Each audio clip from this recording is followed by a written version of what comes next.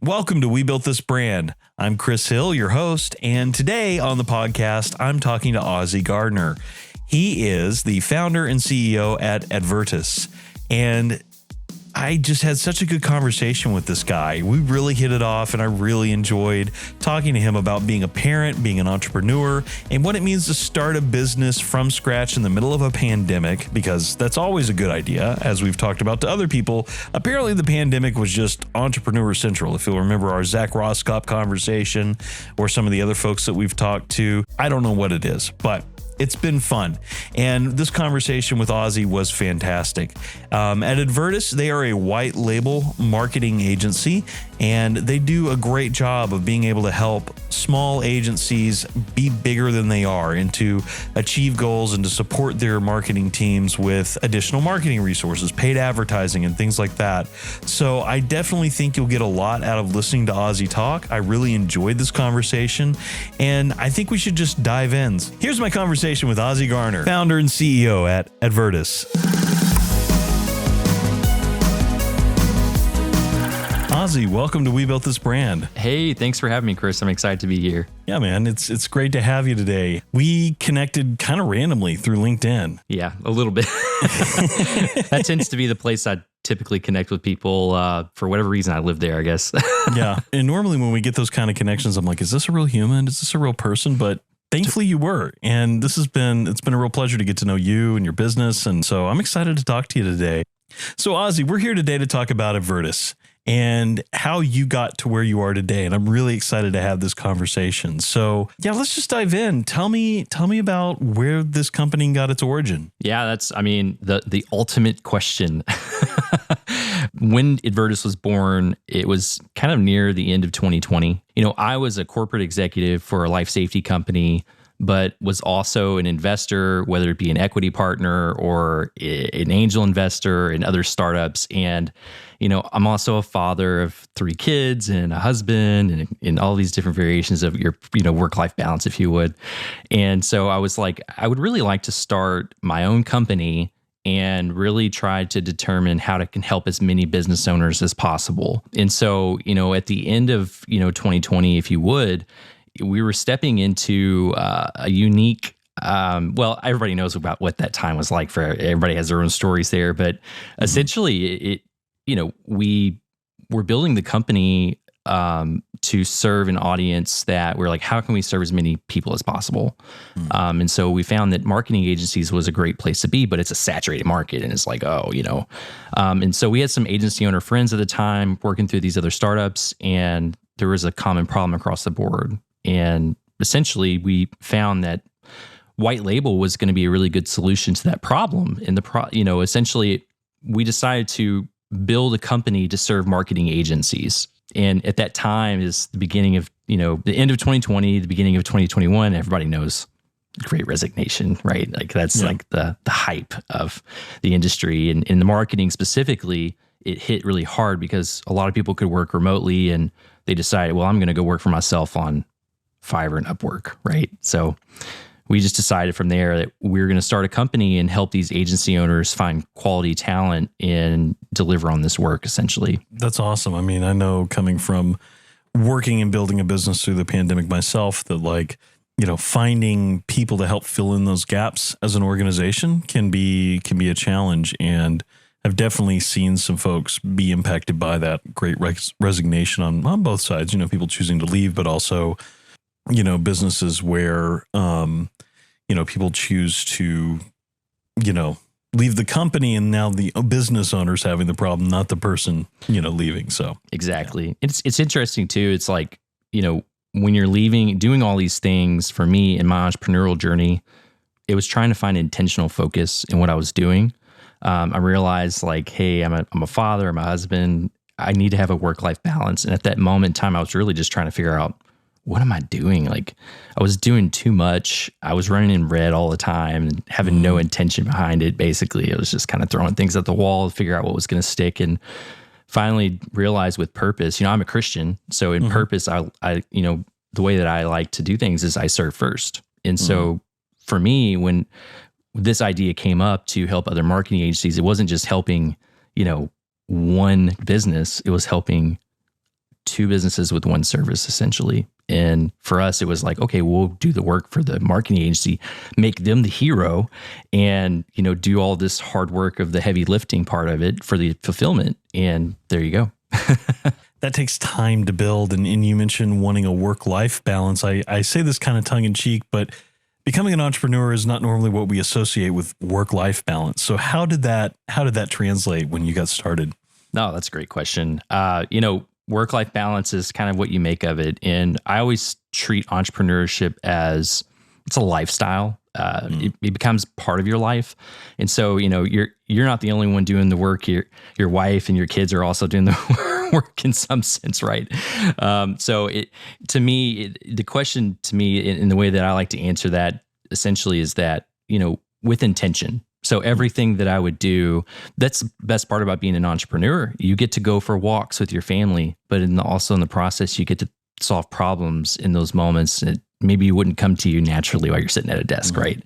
And that's the power of intention. So, basically all that to say, diving out of that corporate life, diving out of all those investments and putting all my focus into one thing, it really kind of multiplied the energy and the effort put into Advirtis when we launched, because the intentional focus, if you would. I could definitely see how that makes a difference and an impact, and the benefit of being able to focus on family when you need to, and not have a boss coming to you going, where are things at?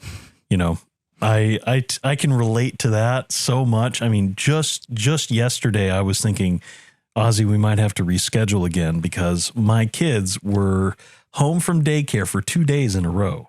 But because of where the business is at for us, like I was able to say, okay, well, I know where I need to focus and I can watch the kids so my wife doesn't have to take time off of work, and we can make this work with family and everything else. But yeah, having that freedom to do that, like there's a tension there. There's a frustration with it because it's like, I need to get work done.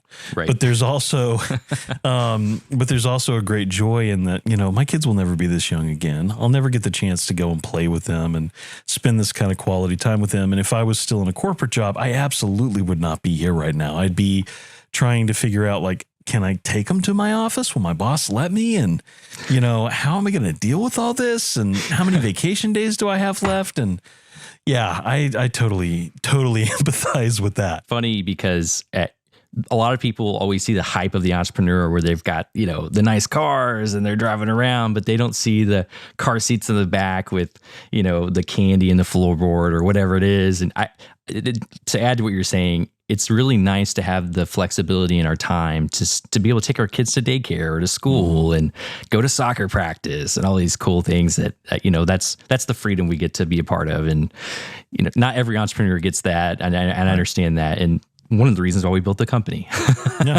Yeah. I mean, I know, at least personally, I spent the first several years, really building it from the ground up, was really heavily involved in the production and editing side. And as it grew, I found ways to move out of that and, build into something better. So that's really cool. And I'm sure you've felt the same as you've gotten started. So thinking back on those early times, when we talked the first time, you mentioned spending a lot of time in the business and getting it started in the past few years and finally getting to this place that we're talking about now.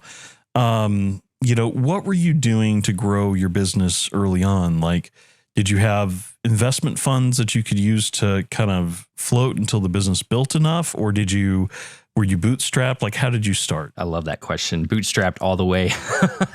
Nice. Well, it was actually a risky jump, leaving a comfortable corporate job, while also putting all of my eggs outside of those baskets of investment, basically pulling out of everything I invested in and to say, I'm going all in. I'm going all into Advirtis. And I kind of just followed that path. And so we bootstrapped it. And with that, at that time, that intentional focus, going back to that, because I was doing so much in those years leading up to that, in my journey of becoming an entrepreneur, I had learned time management like the back of my hand. I had studied time management for years, and I still do, by the way, because that's what we have to do. The best way to be the most productive is to multiply, right?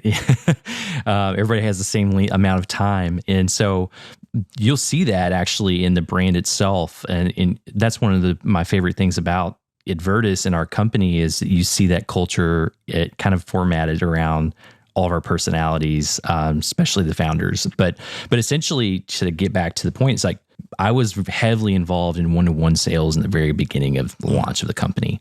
When I left that corporate job, I went all in, and I think we were doing like $6K in MRR at that moment. Like it was like, oh, it was so scary. And I wasn't going to pay myself anything until we got to this like 50K in MRR. And I was like, we're going to do this. I'm going to do this in like a few months, and we're going to do this hard. And anyway, so learned, over the years of how to manage that, our time and multiply ourselves by using automation and learning AI before AI blew up to what it is today. And so leveraging these types of tools in the market with your tech stack, et cetera. So we made some investment up front in our tech stack, but majority of it was just hitting, dialing for dollars. Is that the word? Is that the phrase? Yeah. And learning the problems in the market and creating, what we call is that $1 million offer, basically.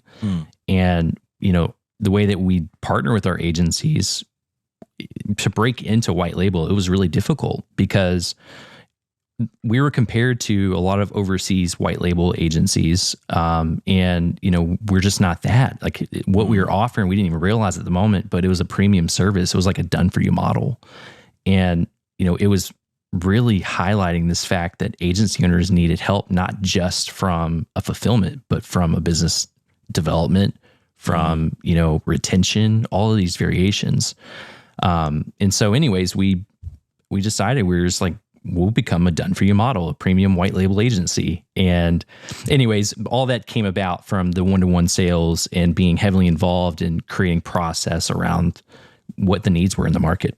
Yeah, I think process is often overlooked with entrepreneurs. They want the business to work, and they go into it and they make it about their ego, and they make it about their personal brand, and they try to build this thing up. And then you get to a place where it's like, well, I'm doing all this work myself. What's going on? And building process is the outlet or the off-ramp, if you will, for that, I think. Yeah, there's a great book that I read. It's called Buy Back Your Time by Dan Martell. Read that this year. Oh, really? Okay. Yeah. How he talks about creating like basically a playbook of how you create process and then pushing that out to your team. And that really helped me a ton in Advirtis, honestly. Every single position in our company that we've hired for, Zach and I, the other founder, we have done. So it was in the very first year of launching, him and I were very involved in the day-to-day, very involved in ops and in business development, et cetera. And so how do you multiply that? You have to there are so many cool, neat tools out there now that you can use that weren't even around just a couple of years ago. So like a Scribe and Loom videos and all these neat things that are coming about. It's great. Yeah, I've got Scribe on my plugin list as we're chatting right here because it's a neat program, and being able to do that and have it automate the way it does. I mean, yeah, it's crazy, but yeah. That's we use that at Humble Pod, and I think that book was really, really encouraging for me because it was like, okay, I'm already doing some of this, but man, this could go so far. It was a good book. It was a solid book for anybody looking for that. We'll make sure that's in the show notes. And add a little piece to that, talking about setting up those playbooks. He talks about driving from Canada all the way down to the US and using an old school camcorder to record himself. Someone would record him and take notes while he's driving. That's great.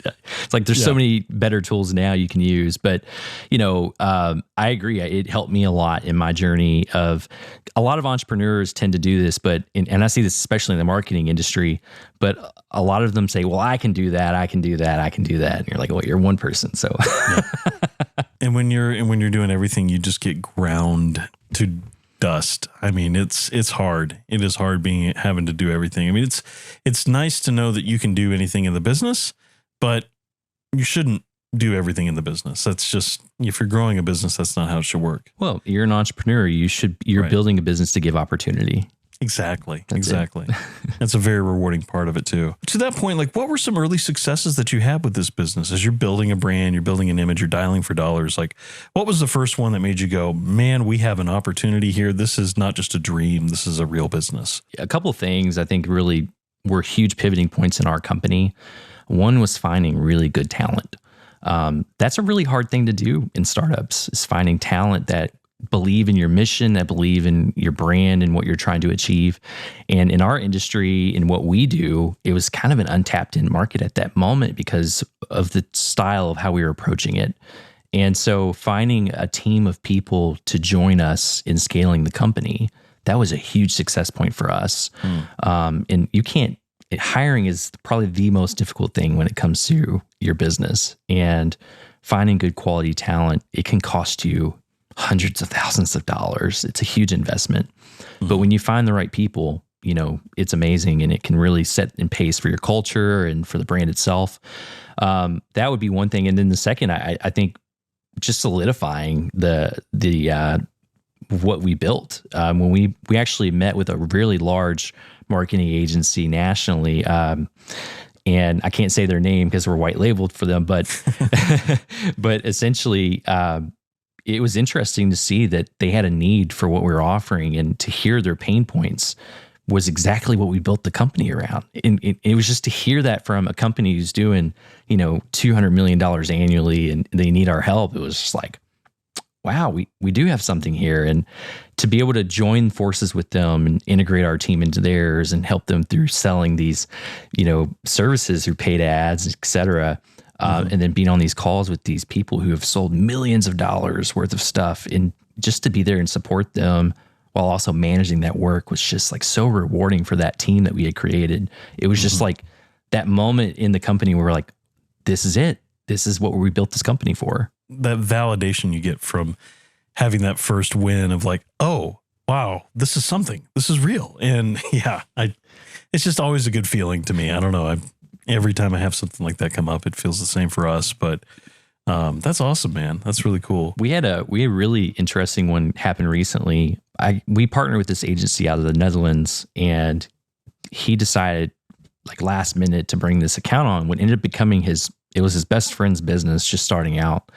And he had never been an entrepreneur or a business owner in the past, this client, and it was a chiropractor firm out of the Netherlands.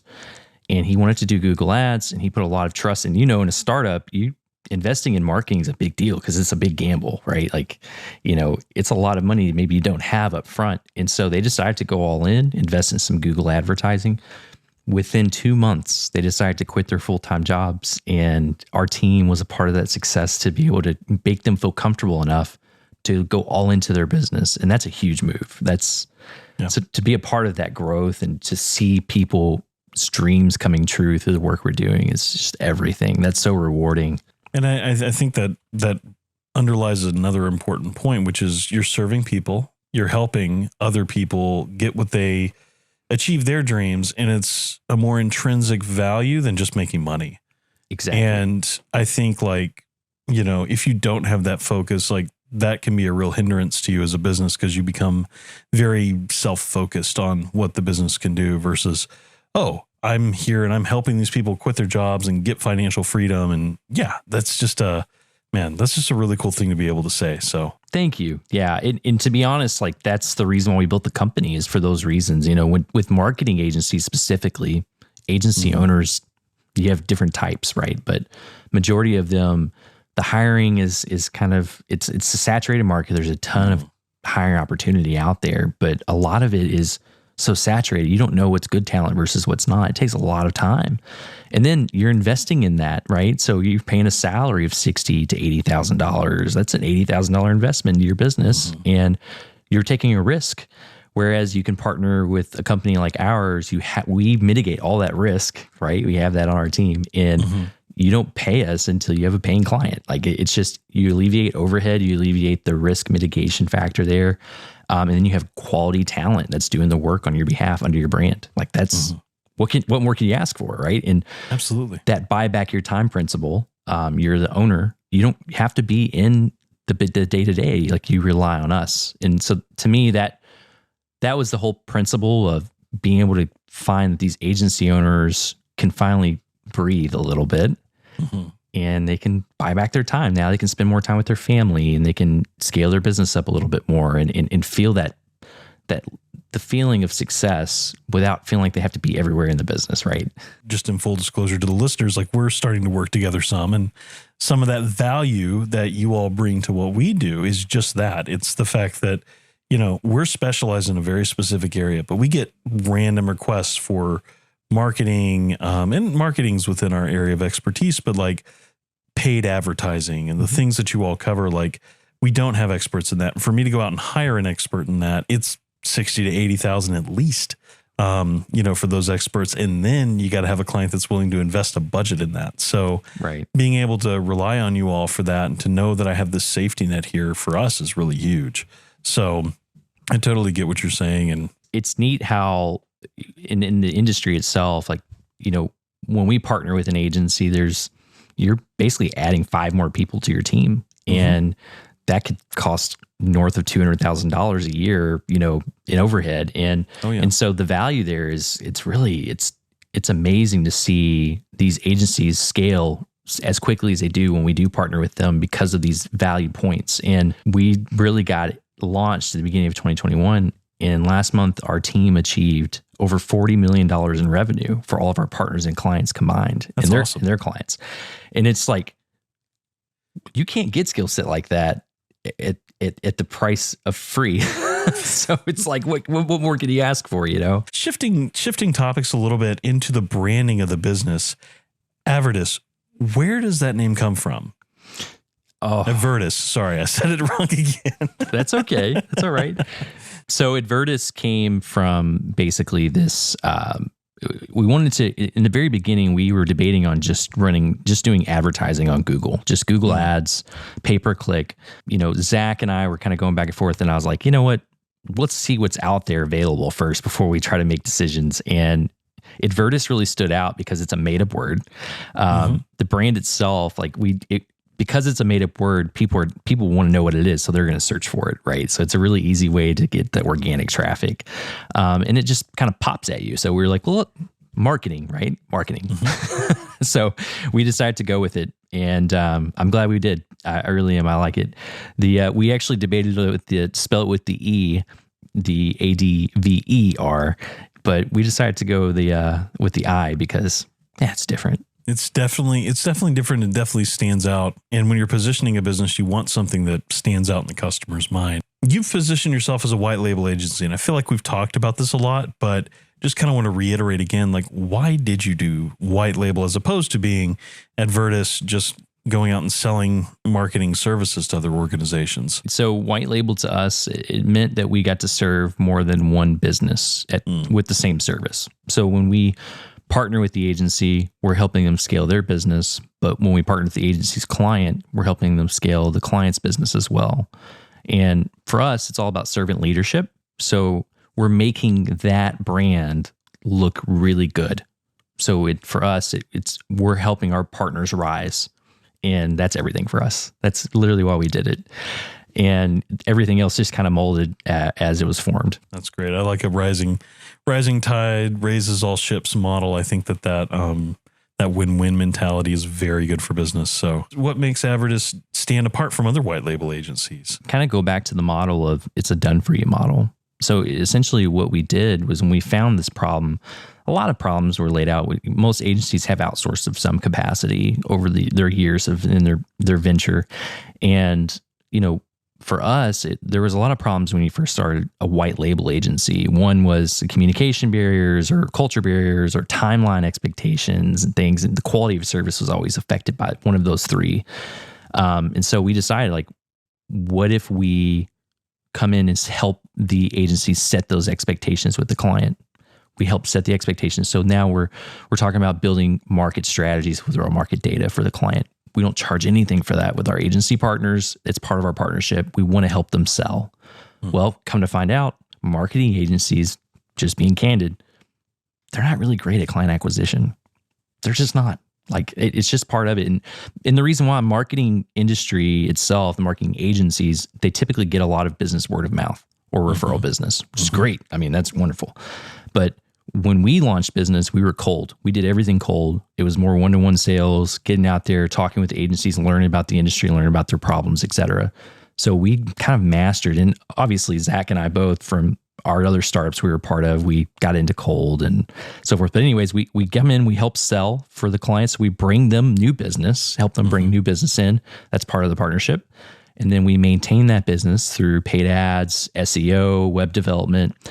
We do all the work under their brand and then basically help set expectations for retention to keep that retention going. Because in marketing and in our industry, retention is everything. So, so we do everything from point A to point Z. And then you have the consultants on your team. So we're helping consult on the accounts to make them better, to help you upsell into new, opportunity, et cetera. Lots of, basically it's that win-win mentality that you're talking about. So you said that retention is everything.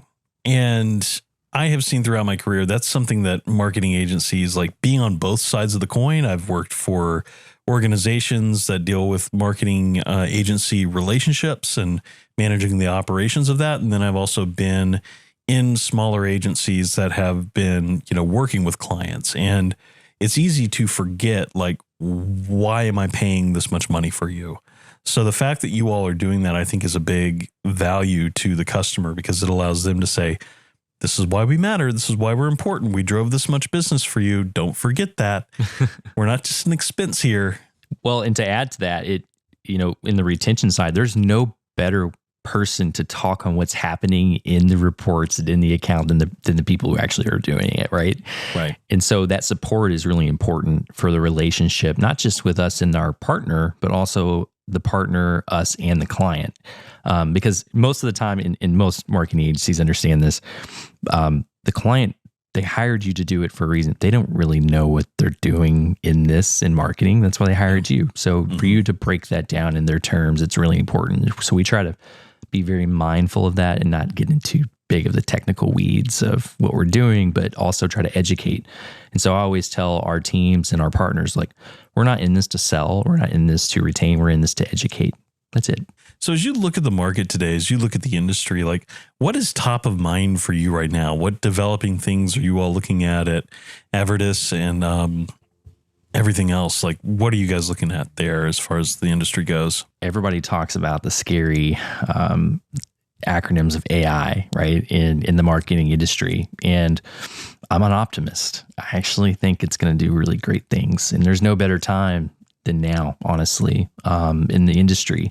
And so what that will allow us to do, I think personally, is kind of what I told my nephew years ago when he first got his cell phone. I said, look, man, this device can be used in two ways. It can be a distraction or it can be a tool. Mm-hmm. Which one do you want it to be? And I think that AI it's a really good, metaphor for how we can treat AI. And it's not going to do 100% of the job, right? Mm-hmm. You can leverage that. And so basically what I'm getting to, the industry itself, I think AI is going to be married into the industry. And I think that's going to really help everyone get back to the bare bones of why we all go to business anyways. Mm-hmm. And to do things like this, where we get to talk and we actually strategize together and get to use our brains in a different capacity versus being in the weeds of every little detail of everything, right? So I think as far as where the industry is going, I think we're going to increase our tech stack. Mm-hmm. And I think that will allow everybody to get back to the more important things in building relationships and helping everyone build their business to be successful and buy back their time through these different tools, right?